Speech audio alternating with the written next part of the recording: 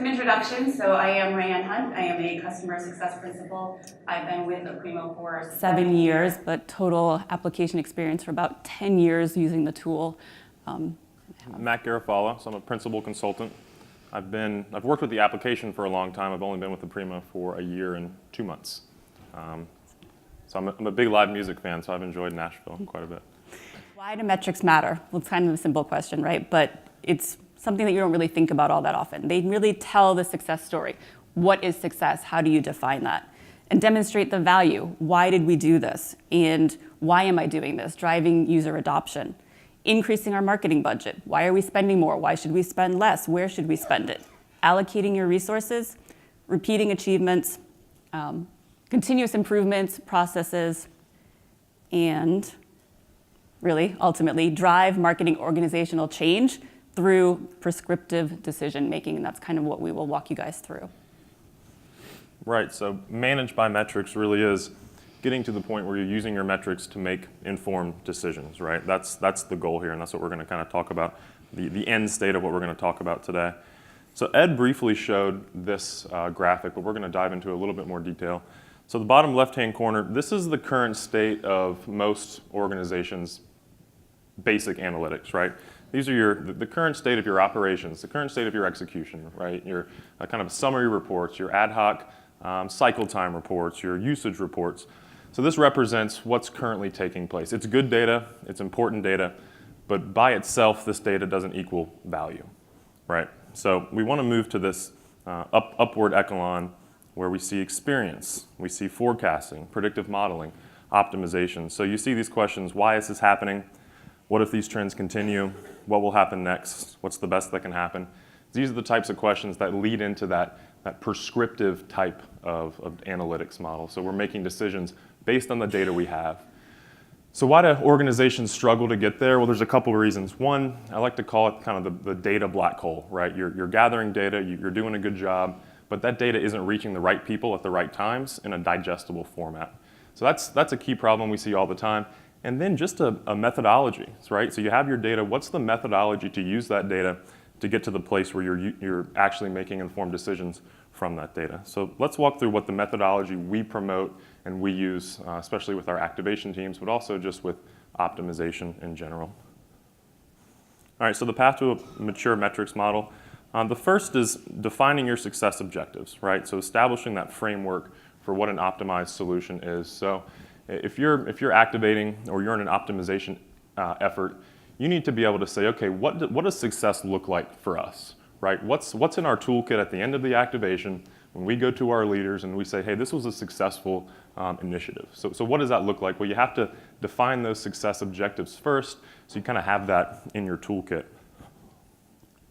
Then you need to align the solution design and configuration with those success objectives, right? So the success objectives come first, but the design of the configuration itself has to measure up to those objectives accordingly. Next comes the metrics, right? So you have to actually define the metrics themselves that are going to measure those objectives that you set out to deliver in the first place. And then fourth, kind of getting away from that black hole, you have to collect and also publish those metrics effectively to enable that intelligent executive decision making. So let's talk a little bit about what those objectives can look like. So eliminating duplicative work to increase productivity. So this is one of those high-level core strategic objectives that we're talking about. This isn't a functional requirement. This is the next level up of how are we going to measure success through the objective. Establishing consistent brand messaging and a uniform brand experience, right? So if you're using DAM, this is a really common one we see in DAM. Increasing user satisfaction and trust in the system. Again, these are success objectives that we measure against. So we talked about success, we talked about what it looks like, how it's measured. We talked about the tracking, what do we need to see, how do we need to see it, how's it going to be published? But then what's the continuous improvement opportunity here, right? So what are the opportunities from these success objectives that we can put forth into a continuous improvement cycle, and how do we execute that moving forward? So this is the core methodology, right? Defining those objectives, working those objectives into the design and the configuration, and then finding your measurable results from what the design looks like. So this is the 4-tier approach to effective decision-making and driving KPIs. So we start at the bottom. These are really your administrative, your adoption KPIs. So your login tracking, your product usage, your reassignments, user usage by type. This is really the run the operation information. The next step up is your operational, right? So this is kind of your measure the operation, your bottleneck indicators, compliance types of information, process, phase, cycle times. Next, you have your management KPIs and your executive KPIs. So you need to get to the executive level. That's where the informed decision-making happens. Once you have executive level KPIs feeding into your business, you can make informed decisions.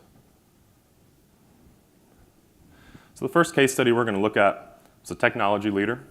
They were using productivity management. The KPI they wanted to look at was resource utilization by role.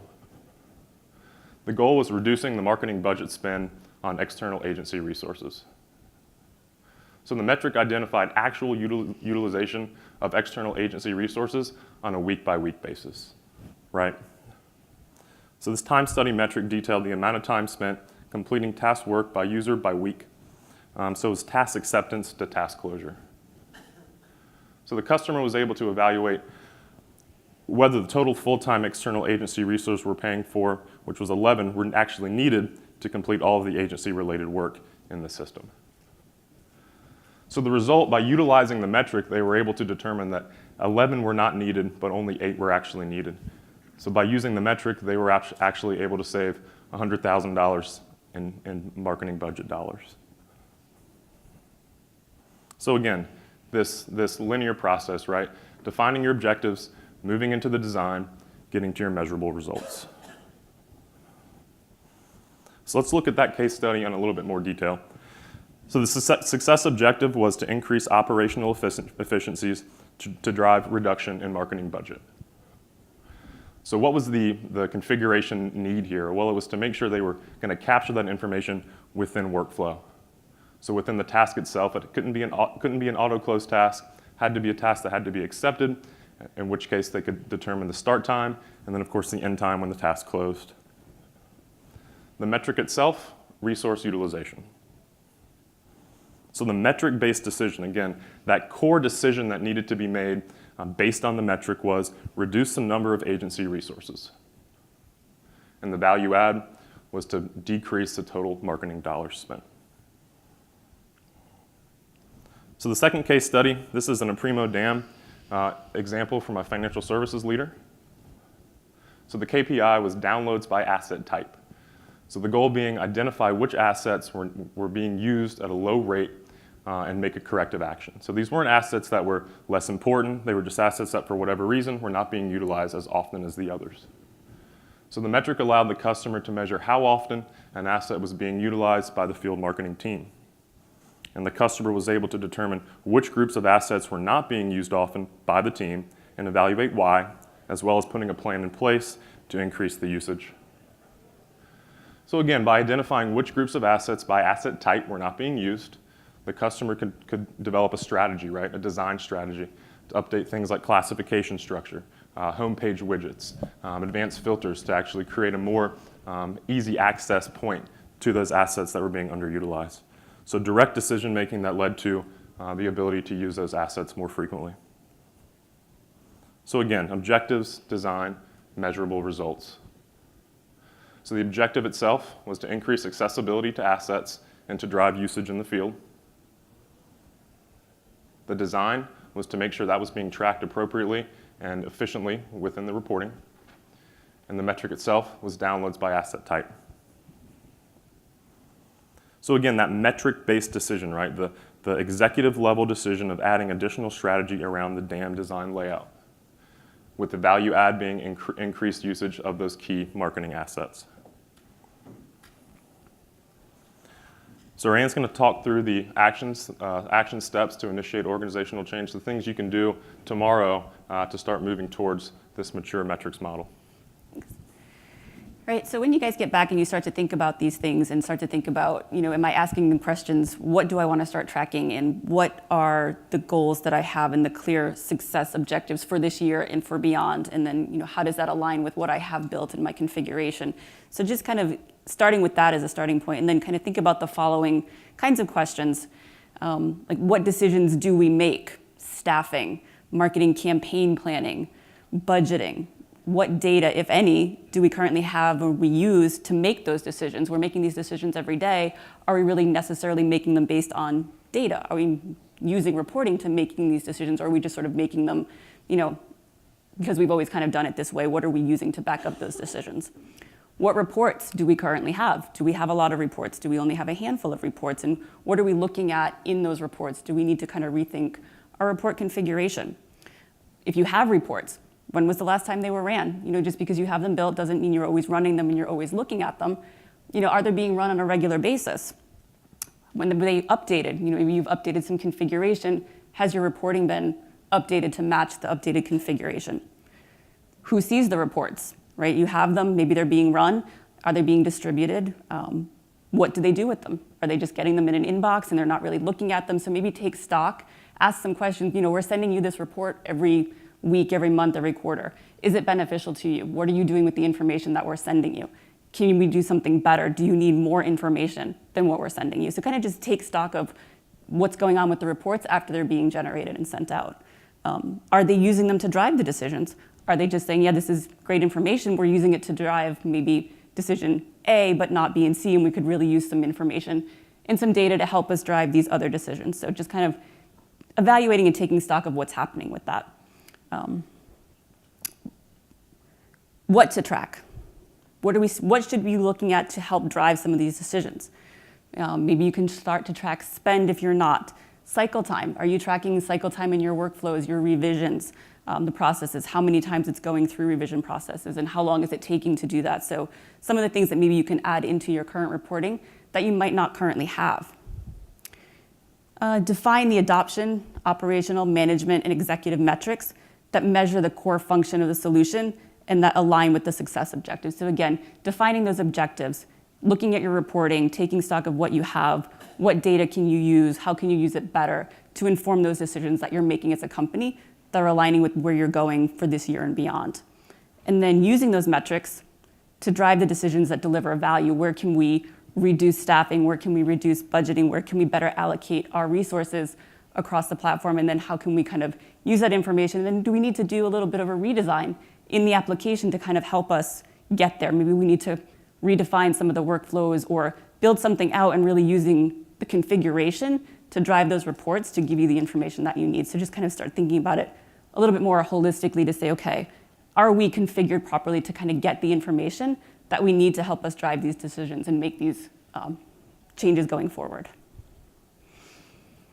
All right, so any questions about managing my metrics?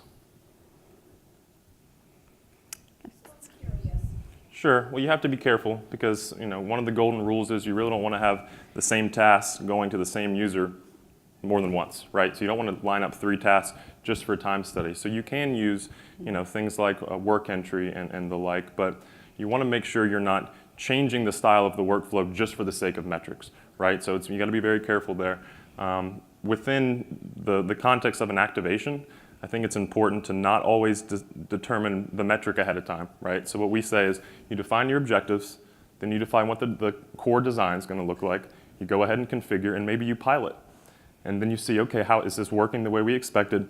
And then you have that metrics conversation. It doesn't have to happen right off the bat. So in terms of the process, make sure your design's solid, and then move into the metrics discussion. Yeah, that's awesome.